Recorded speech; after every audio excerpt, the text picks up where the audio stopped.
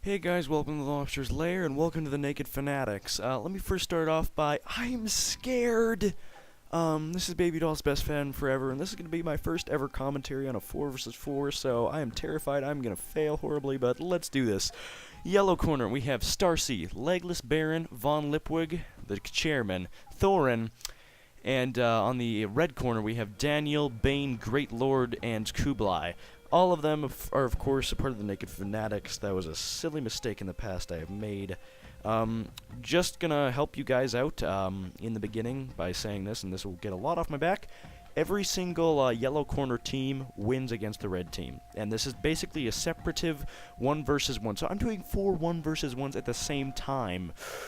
Ooh, it's gonna be difficult. So, I am not, no way in hell, gonna read off all the army setups that each person has got, so I'm just gonna list them in the video, pause them, take a look at them if you like, but we're gonna get right into the middle of things. The first one to make contact actually is Von Lipwig, but basically Thorin's situation here is he's got both Yari Cavalry, Katana Samurai in that forest, and Yari Cavalry and some Naginata Warrior Monks. And he's basically moving them up the tree line, and he's in an attempts to hide them and get a good ambush, basically, in on the army. And he's going to pepper into the his enemy over here, which is Kublai. However, Kublai has the ranged advantage in that. Over here, Von, right off the bat, he notices that there was actually a Kisho ninja moving up on his left flank, so he actually sends some Yari cavalry to basically get ready to deal with them and take them out in the very beginning, as he has a bit of a cavalry advantage that is going to help him out. As you can see, he's kind of just running around his bow cavalry, running them amok, but later he's going to take them over there and deal with that Kisho ninja.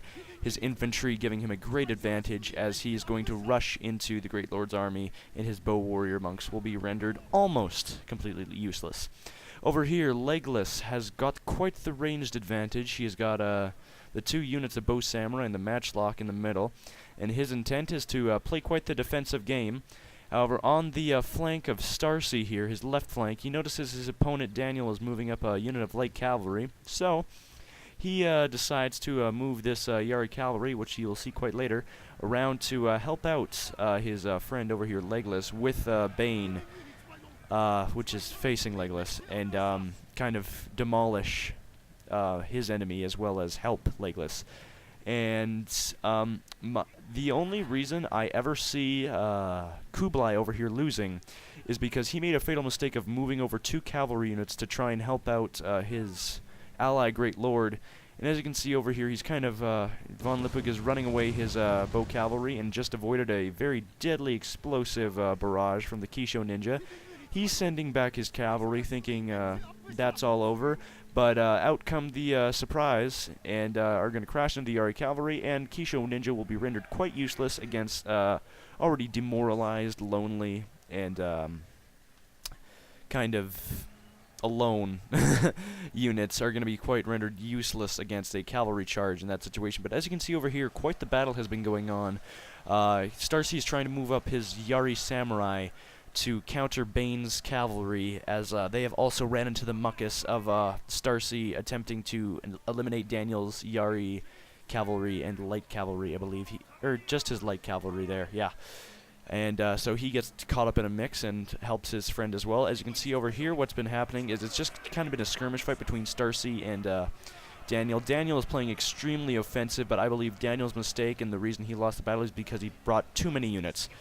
Low quality Ashigaru units for the majority of it, and that is what I think rendered him helpless in this battle. As for Bane, I think the only reason he lost is because he seemed to ignore his left flank when it came to preparing and getting ready for another attack. But as you can see, Von has already smacked into the front lines and used his Naginata Warrior Monks to a great advantage by using their war cry, and he's also going to round his Yari and Bow cavalry, basically all of his cavalry, around the flanks, and force his general to run and circle around and kind of evade, losing morale on one of his army's flanks and watching it absolutely crumble beneath the higher infantry advantage that Von has. As you can see over here, Thorin is crashed into the lines of his Kublai's units, and I just love this. Both generals are like staring at each other across the field. I love that. Anyway, As you can see on the flanks, his Yari cavalry was quite useless, but he has some Naginata warrior monks versus some Yari Eshigaru and Yari cavalry, obviously going to win that fight over there. And here he has yet to spring his trap, and here we go. He's going to crash his Lone Sword Eshigaru into this Yari Eshigaru, obviously even gaining him an upper hand there, but he's going to go even further. He's going to run around, take out some of his Bow Eshigaru, I believe, and then crash into his general, and he already has an upper hand on the front of the field. He has routed his Lone Sword Eshigaru, and again, I think that was, once again, Kublai's mistake. As you can see over here, he has launched his cavalry, and von Lipwig has most obviously dealt with that in quite the, what's the word I'm looking for? Whatever, he beat them, we'll say that. So, over here, Bane is, as you can see, losing on his right flank, and in the front lines, he appears to be doing quite well, as he's crashed into, he only has to deal with 2 Katana Samurai units, and it's basically 2 versus 2 here, and you'd think that he would win. However, the Katana Samurai units are slightly veteranized, and he is going to pull back his matchlock, use them to his advantage, use his avatar to his advantage, rally his troops, and he's going to run around his cavalry. And just the thought of these front men troops having cavalry behind them, running amok in their lines, that's going to cause a great morale discharge to them, and that's going to lose them the fight. Over here, really Thorin and von Lipwig right now are just kind of mopping up the mess, so I'm going to focus on Starcy. Starcy's finally making an advance after skirmishing and feeling confident to move up, as he has captured a shrine and an archery dojo. That is definitely going to gain him an upper hand in an already quite decisive victory over here because of his Eshigaru low morale units, but with that rally ability in effect of them, he's going to have an even tougher time, which is how the buildings will help him out over here. Still moving up his Yari cavalry in the forest in an attempt to try to be sneaky, but he has a Yari Eshigaru unit there, but he intends to stop them with a no Dachi Samurai, but they are somewhat cut off by a Lone Sword unit, and I believe his cavalry do evade and kind of swerve around here.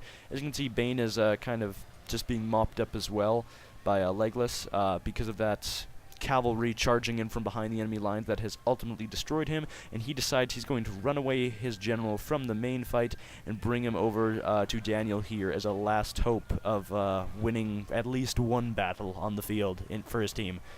And as you can see, he has crashed some of his Yari Eshigaru, which aren't exactly too great melee-wise, into his Matchlock Eshigaru. And Starcy, I believe, is a little bit occupied and micromanaging all of his flanks. And right now, he is not moving his Yari Samurai, but I believe he's going to move them up to make sure his flanks do not get enveloped over there. And all the while, his general has actually been shot at by Daniel, and so he's trying to evade that. As you can see, he's only got 9 guys left, but he still has his general there, and that is why this has come down to such a close match, because Starcy almost loses his general, and his flanks are beginning to become enveloped, but as you can see, he's got a great advantage on the left flank, and when all of these low quality units begin to see all their buddies run, they're kind of gonna, need an adult diaper afterwards, because they see a bunch of very trained samurai running towards them, and they kind of get scared and say, oh god, game over.